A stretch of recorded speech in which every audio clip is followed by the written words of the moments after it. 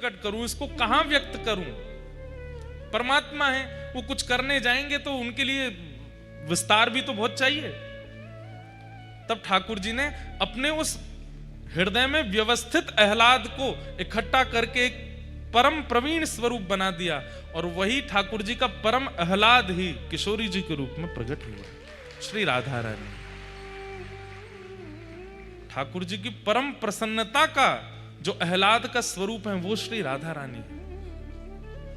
और एक बात कहें, रुक्मणी जी ने राधा रानी के दर्शन किए। जब कुरुक्षेत्र की कथा आती है भागवत में, जब भगवान के 16,108 ब्याह हो गए, द्वारिकाधीश बन गए, उसके बाद कुरुक्षेत्र में 100 साल बाद ब्रजवासियों से मिले ठाकुर जी, तब रुक्मणी आदि सब पत्नियों के मन में आया कि ये राधा रानी को देख के तो आए, कितनी सुंदर है।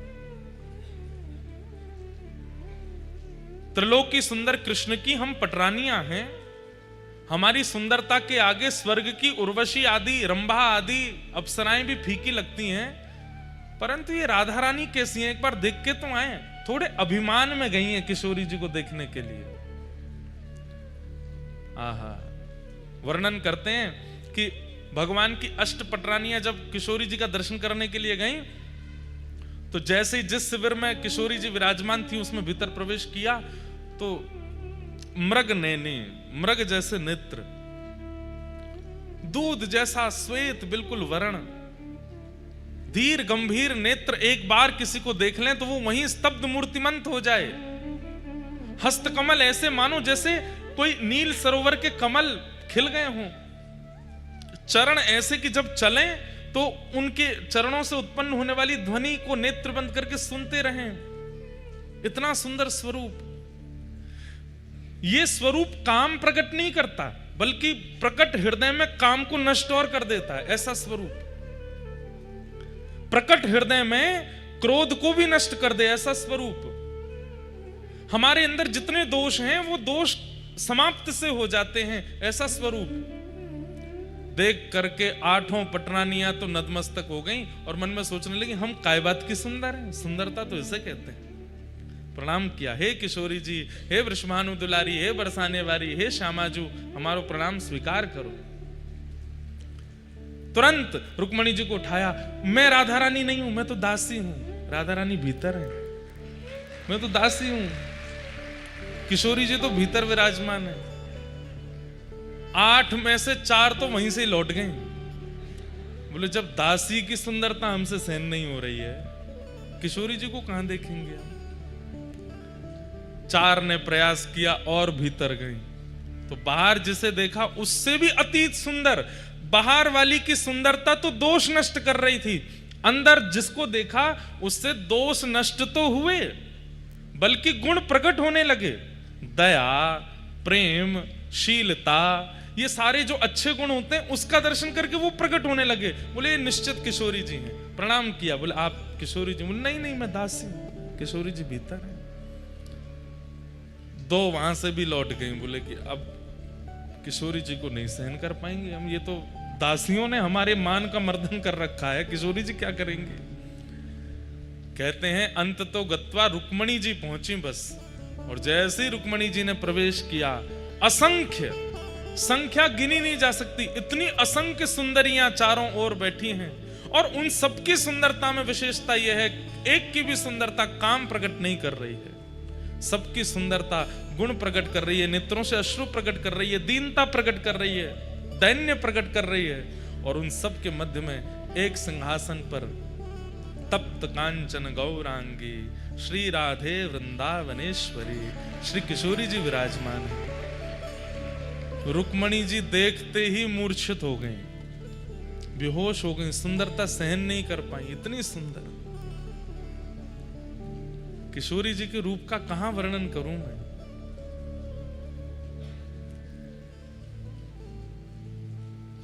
तुरंत किशोरी जी ने जाकर के रुक्मणी जी को संभाला। जब होश में आई, कहां तो देखने आई थी, परखने आई थी, जानने आई थी, अब स्थिति क्या हो गई।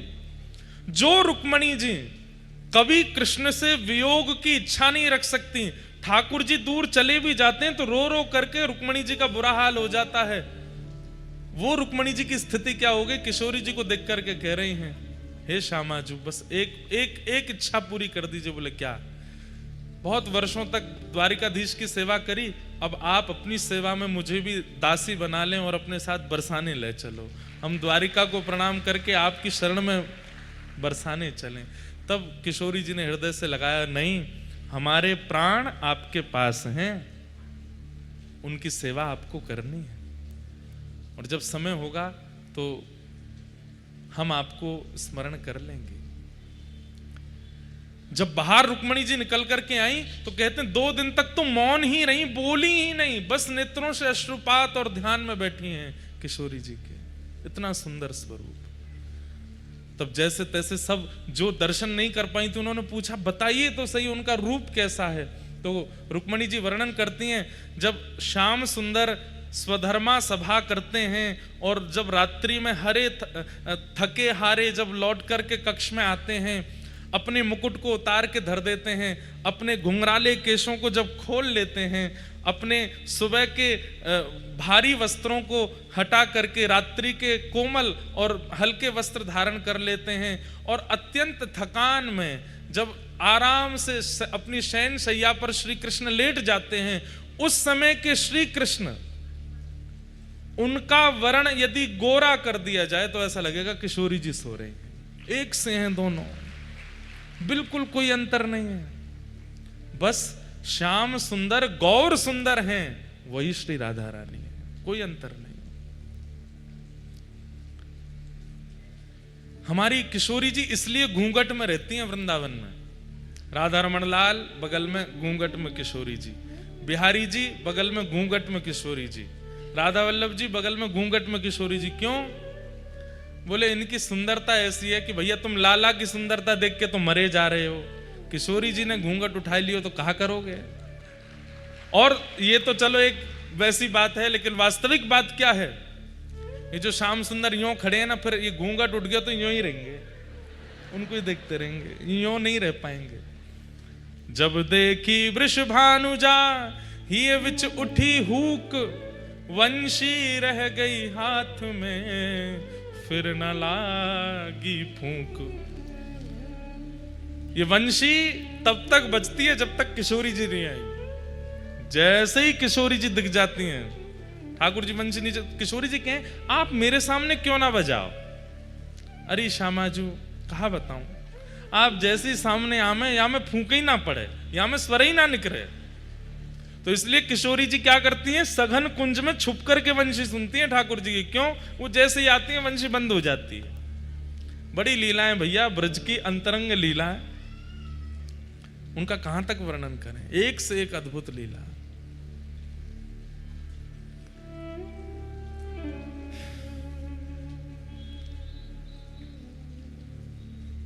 श्रीनाथ जी ये नीची नजर करके खड़े हैं, कारण जब गिरिराज जी धारण किए उस समय सब ब्रजवासी ऐसे बैठे थे जैसे आप सब लोग बैठे हैं। चारों तरफ ब्रजवासी घेर करके ठाकुर जी को, बीच में लाला खड़े हैं। तभी ठाकुर जी ने कहा, देखो कि बीच में बिल्कुल मध्यस्थ सब सखीन के बीच में किशोरी जी भी खड़ी हैं। ठाकुर जी बोले जय बढ़िया है, लाडली जी सामने खड़ी हैं, इनके रूप लावण्य को दर्शन करूं। तो किशोरी जी को देख रहे हैं ठाकुर जी, गिरिराज जी धारण करके नीचे खड़ी हैं, या हमारे ये स्वरूप है, ऐसे नीचे नजर करके किशोरी जी का दर्शन कर रहे हैं। हमारे जयदेव महाप्रभु तो गीत गोविंद में कहते हैं, अभिनव जलधर सुंदर धृत मंदर है, श्री मुख चंद्र चकोर जय जय देव हरे। बोले भैया लाल जी ने इंद्र ते कही है कि तू 7 दिना नहीं, तू जब तक तो पे है ना सके तब तक वर्षा कर तो ही रहे। जयदेव महाप्रभु कहते हैं, बहुत सुंदर बात है, ध्यान से सुनो। जयदेव महाप्रभु बोले, हे महाप्रभु जगन्नाथ जी एक बात बताओ। बोले क्या? आपने गिरिराज जी उठाए, सबको पता चल गया कि आप भगवान हो, इंद्र को पता नहीं चला। और इंद्र ने इतनी बुद्धि विवेक नहीं रखी कि 7 वर्ष का बालक 7 कोस लंबे चौड़े गिरिराज जी को एक उंगली पर धारण कर रहा है। ये सामान्य मानव तो नहीं कर सकता, ये परमात्मा ही होंगे।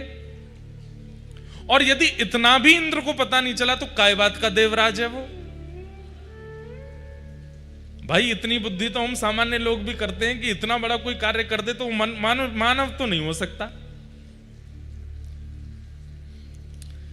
तब जगन्नाथ जी बोले नहीं, इंद्र को पता चला ही नहीं था कि मैं परमात्मा हूं। बोले सुनिए, ये तो बात आपने सबको बोल रखी है कि इंद्र को पता नहीं चला, पर अंदर की बात मुझे पता है।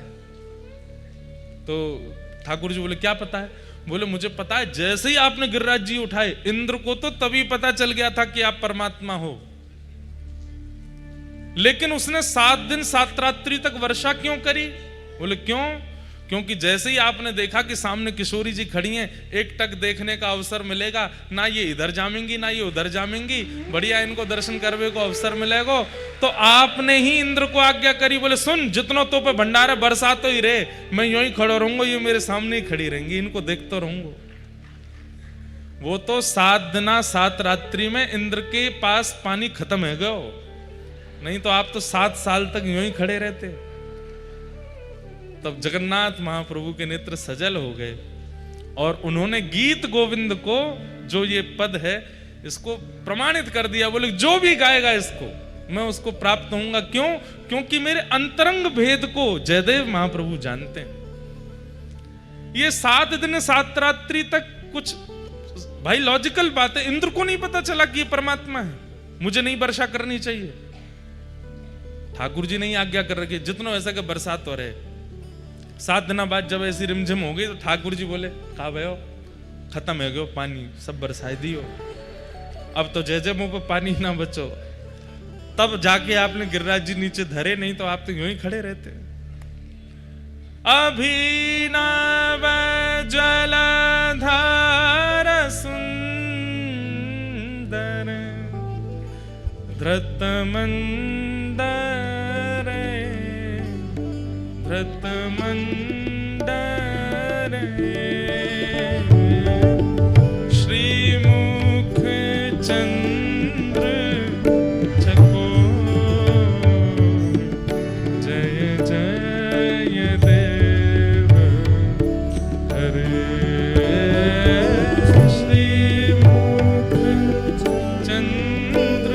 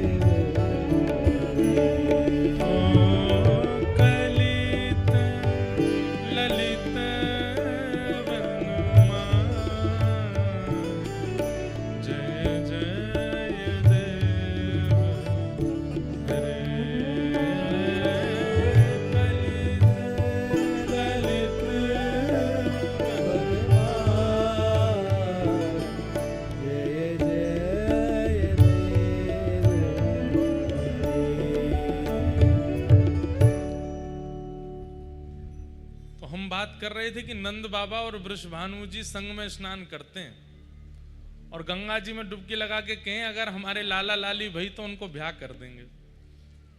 अब वृंदावन में 2 रीति चलती हैं। एक रीति के अनुसार तो किशोरी जी 1 साल पहले भई हैं ठाकुर जी से, और एक रीति के अनुसार किशोरी जी 1 साल बाद भई हैं ठाकुर जी के।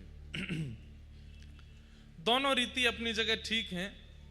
कई लोग बड़ों माने, कई लोग छोटों माने, पर अब जो हम लीला सुनेंगे उसमें किशोरी जी छोटी हैं ठाकुर जी से। तो वृषभानु बाबा के यहाँ खबर पहुंच गई, बोले कहा नंद जी के लाला भयो है। जैसे ही सुनी नंद जी के लाला भयो है महाराज, तुरंत वृषभानु जी ने अपने सब मंत्री आदि सब इकट्ठे किए, खूब डलियान में सामग्री भर भर के, और महाराज टोपी कुर्ता लेकर के, बढ़िया सुंदर श्रृंगार, गरे के हार और रत्न आदि लेकर के, और पहुंच गए भानु बाबा। अब जगह जगह से बधाई आ रही है। नंद बाबा अटारी पर खड़े हैं, अटारी पर खड़े होकर के जैसे ही देखे भानु बाबा आए हैं, बड़े प्रसन्न नीचे दौड़ करके आए, भानु बाबा को हृदय से लगायो, अरे भैया आप सबकी कृपा से लाला भयो है।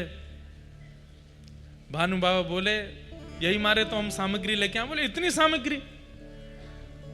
हाँ भैया रखो सब सामग्री। सामग्री रखी तो जब उठा के देखी तो बालक को जन्म हुए खिलौना आमे, बालक को जन्म होवे तो बतासे आमे और सब सामग्री आमे, पर यहां पे खिलौना नहीं आए हैं, तो दुल्हा के जो सामान होते हैं वो आए हैं। पहनने के वैसे वस्त्र आए हैं, वैसे ही कुंडल आए हैं, वैसे गले के बगनखा आए हैं, सिर की पाग आई है, पामन की छोटी छोटी जूती आई हैं, और एक दूल्हा का जो आवरण होता है वो सब आया है। नंद बाबा बोले सामग्री तो बहुत आई, पर ये तो कुछ अलग सी है। तो हमारे जमाई राजा भय हैं, उनके काजे लेके आए हैं, और हम तो टीको करके जाएंगे। मतलब ठाकुर जी के जन्म है तो ही दूसरे दिन सगाई है गई ठाकुर जी की। और सुनो सगाई तो भाई लाली तो अभी भाई ना, बहू को जन्म ना है भयो, पहले ही सगाई है गई है। नंद बाबा के आंखन में आंसू आ रहे हैं, और यशोदा मैया तो कह रहे देखियो ये कैसो लाला भयो हमारे यहाँ। बोले क्यों? अब भाई लाली को जन्म ही ना भयो, भानु बाबा की अभी कोई लाली है ही ना, और ये तो पक्की करके आए। पंडित जी पूरी पीली चिट्ठी आदि सब लिख रहे हैं ठाकुर जी के नाम पे, बढ़िया पक्को है गयो संबंध। नंद बाबा तब तो कुछ बोले नहीं। ठाकुर जी को टीको है गयो, गले में हार पहना दियो, छोटी सी अंगूठी पहना दी, पावन में जूती पहना दी, सिर पर पाग पहना दी, और जैसे जमाई के पांव छूमे ऐसे पांव छू छू करके, और भैया पलना में जमाई राजा झूल रहे हैं, ससुर जी परिक्रमा कर रहे हैं, वंदन कर रहे हैं। नंद बाबा तो देखते रहे, कुछ बोले नहीं, भावुक हो रहे। पर थोड़ी देर बाद जब भानु बाबा आए, बधाई हो अब तो हम समधी है गए। समधन जी राम राम। यशोदा मैया भी कह रहे सब ठीक है भैया, लेकिन नंद बाबा पूछ बैठे एक बात बताओ। भानु बाबा बोले कहा मैं बुरा मत मानी हूं। बोले ना मानूंगा। देखो 100 गंदा बुरा मत मानियो। बोले ना मानूंगा। तुमने लाला को टीको कर दियो, अंगूठी पहना दी, सब कर दिए, रिश्तो पक्को कर दियो, सगाई कर दी, पर बहू कहाँ है? हमारी बहू को जन्म तो भयो ना अभी, और जहां तक मोए खबर है अभी दूर दूर तक कोई संकेत भी नहीं है कीर्ति मैया के। तो ये आप ये पक्की अक्की करके चले गए हो, कैसे या होगो कैसे? बोले कि देखो ब्राह्मणन ने संग लेके आया हूं, और शास्त्रन में बताए गए रीति रिवाजन के अनुसार मैंने सब संबंध कर दियो है, टीको कर दियो, जूती पहना दी, अंगूठी पहना दी, सब पक्की कर दी, सगाई है गई, ब्राह्मणन की साक्षी में सब मैंने कर दियो। अब जमाई तो मेरे लाला बन गयो है, अब जमाई की पूर्ति करवे के काज देवतान को लाली भेजनी पड़ेगी मेरे घर। अब तो लाली को आनो ही पड़ेगो। यमुना मैया, गंगा जी, यमुना मैया, गैया और सब ब्राह्मणन की सन्निधि में मैंने लाला को टीको कियो है। अब इन सबन की जिम्मेवारी है कि लाला की सगाई है गई है, मैं ससुर बनूंगा। अब ससुर तब बनूंगा जब लाली होगी, तो लाली इनको देनी पड़ेगी। या हमारे मैं तो पक्की करके आया हूं कि अब लाली होएगी, अब तुमको भरोसा लाली ही होएगी। सब बाहर जैसी बात खबर हवा की तरह, ऐसी बातें तो बहुत जल्दी फैल जाती हैं। वैसे कितना अच्छा कर रहा है व्यक्ति संसार में, वो कितना दान कर रहा है, कितना पुण्य कर रहा है, कितनी भले कर रहा है, उसकी बात नहीं फैलेगी। लेकिन एक तो उसने गड़बड़ी क्या करी ये बात, और किसका कहां कैसे संबंध सगाई कहां हो रही, ये बहुत जल्दी फैल जाती है, हवा की तरह फैलती है। बाहर हल्ला मच गया, बोले अरे बधाई हो बधाई हो। बोले काय बात की बधाई? बोले लाला भयो, बाकी तो बधाई चली रही है, अब काय की बधाई? बोले लाला को संबंध भी है गयो, लाला की सगाई है गई। सब ब्रजवासी नंद घर आनंद भयो गा रहे थे, अब कहा गा रहे हैं? नंद मेहरगर धोटा जायो, बरसाने ते टीको आयो। नंद मेहर के यहाँ पे लाला भयो और भैया बरसाने ते टीको आ गयो, बधाई हो, सबन को बधाई है लगी, लाला की सगाई है गई। ये हमारे ब्रज में ऐसो कह में छठी ते पहले तो लाल जी की सगाई है गई, छठी नहीं पूजी है, ऐसे लाला है। 1 वर्ष बाद, 1 वर्ष 1 महीना बाद, लगभग 13 महीने बाद भानु बाबा के यहाँ लाली ने जन्म लियो। श्री किशोरी जी को जन्म भयो, श्री राधा रानी को जन्म भयो। आहा।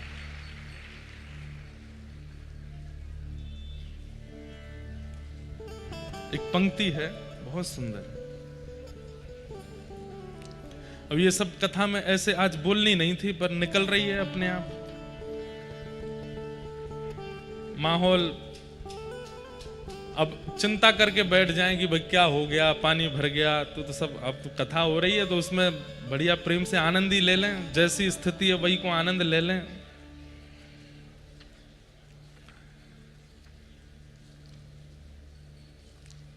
जब किशोरी जी को जन्म भयो तो नंद बाबा ने मन में ये विचार करी, और यशोदा मैया तो कहते जा 1 साल के लाला हैं, गोद में लेकर के मैया बढ़िया सुंदर पीतांबरी और धोती पहना के टोपी पहना के ले जा रही हैं। लाला ससुराल जा रहे हैं पहली बार, 1 साल के, और यशोदा मैया से नंद बाबा कहते जा रहे हैं, भाई लोगों में थोड़ा होता है ये वाला स्वभाव।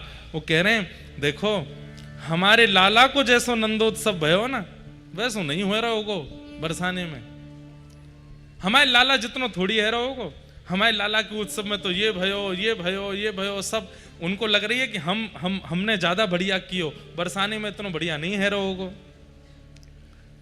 ठाकुर जी मंद मंद सुन रहे हैं सबरी बात, बोले कि भैया ससुराल में हमारी नेक और बढ़िया है जाएगो तो आनंद आ जाएगो। तो जैसे ही बरसाने आने लगे, समीप पहुंचने लगे, तो जैसे वर्षा में नीले बादल आकाश में दिखाई देते हैं, थोड़ी दूर बचा है बरसाना, पीले पीले पीले केसरी गुलाबी और ऐसे विचित्र विचित्र रंग के बादल दिखाई दे रहे हैं आकाश में। तो नंद बाबा बोले एक गुलाबी बादल तो पहली बार देखो मैंने, एक केसरी बादल तो पहली बार देखो, पीरो बादल पहली बार देखो, हरो बादल पहली बार देखो, ये कैसे ऐसे बादल है रहे हैं? तो बताए, बोले भैया भानु बाबा के लाली के जन्म में इतनो वीर गुलाल उड़ाया गयो, इतनो दही केसर कींच उड़ाई गई कि वे उड़ते उड़ते आकाश तक पहुंच गई, और आकाश के बादल भी रंगीन है गए। नंद बाबा जब पहुंचे हैं तो कहा देख रहे हैं, बरसाने की नालीन में, जो नाली होती है, बरसाने की नालीन में भी केसरिया रंग की धार बह रही है। इतनो केसर, इतनो चंदन, इतनो अबीर, इतनो गुलाल, ये सब बांटे गए। और महाराज लाला जब भयो ना नंद बाबा के, तो नंद बाबा एक अटारी पर बैठ गए और सबंत कह दी, अपने अपने घर से बर्तन ले आओ, जितनो बड़ो बर्तन उतने लड्डू दूंगो। लेकिन यहां का हैरो है, यहां पे एक कोने में तो भानु बाबा बैठ करके बर्तन भी दे रहे हैं बड़े बड़े, और फिर उन बर्तनन में भर भर के लड्डू भी दे रहे हैं, रतन दे रहे हैं, आभूषण दे रहे हैं। महाराज इतनो सब देख करके नंद बाबा बोले, अरे मेहर मुंह को तो लगी हमारे लाला को उत्सव बढ़िया भयो, लेकिन ये वृषभानु बाबा की लाली के उत्सव के आगे तो ऐसा लग रहा हो कोई छींटा होगा हमारे लाला को उत्सव, इतनो बृहद उत्सव। ठाकुर जी बड़े खुश है रहे, ससुराल आए हम पहली बार, बोलनो जाने ना, एक दांत निकर आयो है बस। मैया लेकर के गई, खूब सारे आभूषण लेकर के आई हैं श्री जी को पधराने के लिए। सोने के पलना में श्री लाडली जी पौड़ी हैं, झूल रही हैं। जैसे ही किशोरी जी को दर्शन कियो, आहा, जितने आभूषण, जितने रत्न, जितनी मणि लेकर के आई, सब फीके लगन लगी। मन में विचार करने लगी कि ये सब तो मैं कहाँ दूंगी, अरे या लाली के लैया तो ये सब मणि रत्न आभूषण सब फीके या के लैया। मन में बड़ी व्यथित है गई कि मैं लाली की सुंदरता की योग्य कोई वस्तु लेके नहीं आई अपने साथ में, और जबकि असंख्य सैनिक और असंख्य ब्रजवासियों के संग डलियाओं में भर भर के रत्न लाई हैं, लेकिन वो सब किशोरी जी की सुंदरता के आगे फीका लग रहा है। राधा रानी नंद रानी बड़ी व्यथित है गई, बोले अब मैं तो लाली के काज कछु लाई ना योग्य। इतने में गोद में बैठे हुए ठाकुर जी ने अपने आप भारी करन लगे, बोले मैया मैं बैठो तो हूं रतन, तू और रतन ने काय को देखे मुंह पे नेक ध्यान दे। अब मैया नेक नेक में संभाले लाला है, ऊंचो करे फिर लटक जाए नीचे। मैया को ध्यान ही ना जा रहा लाला पे, वो सोच रही कोई रत्न नहीं लाई। अरे नंद बाबा हमारे गोकुल में ऐसा कोई आभूषण नहीं, ऐसा कोई मणि नहीं जो वृषभानु लाली को दियो जा सके। ठाकुर जी फिर चोटी पकड़े, हाथ पकड़े, खोचा मारे, नेक मोह तो देखो मैया। धीरे ते मैया डांट वे के कहा है इतना उधम मचावे, और जैसे ठाकुर जी को देखो, ठाकुर जी मंद मंद देख रहे हैं मैया को। अचानक तो मैया के मन में आयो लाला और जेरी लाली। मैया बोली अरे मेरे नीलमणि तो बढ़िया रत्न कौन होएगो। तुरंत ठाकुर जी लिए और श्री किशोरी जी के ऊपर 8 बार बारे, जैसे कोई की नजर उतारे ऐसे ठाकुर जी 8 बार बारे, और 8 बार बार करके किशोरी जी के पलना में ही लाल जी सुवाए दिए।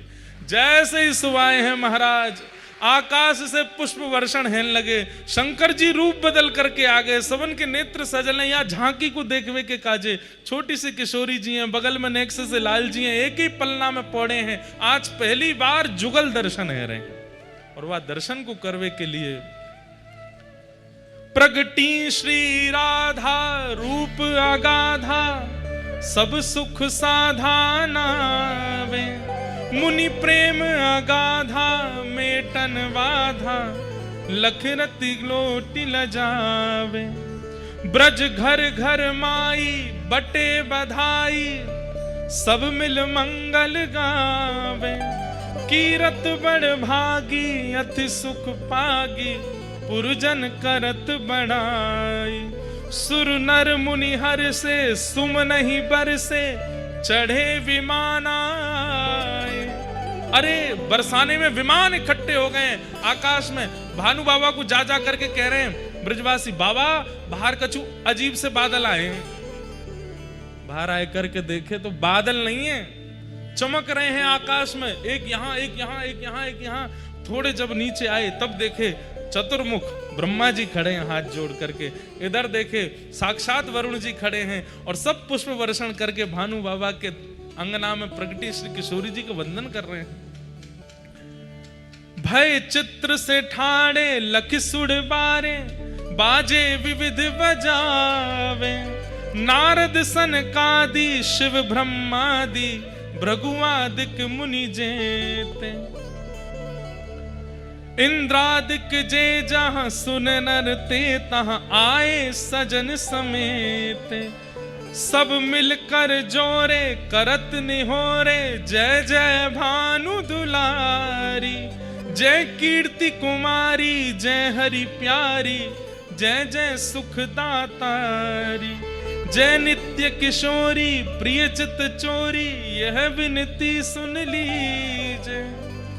सब देवता किशोरी जी से क्या मांग रहे हैं, कितना सुंदर बात, क्या मांग रहे हैं। ब्रजवास ही दीजे, ब्रज रज दीजे, चरण शरण रख लीजे, चरण शरण रख लीजे। कर जोर मनाऊं यह वर पाऊं, दंपति यश नित गाऊं।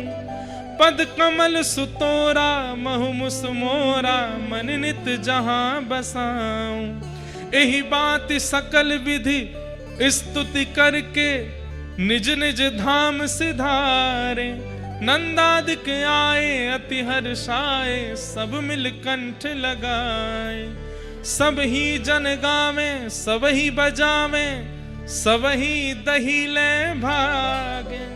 बरसाने आए विधिन सहाय, जय जयकार करावे, जय जयकार करावे। बोलो वृषभानु दुलारी की।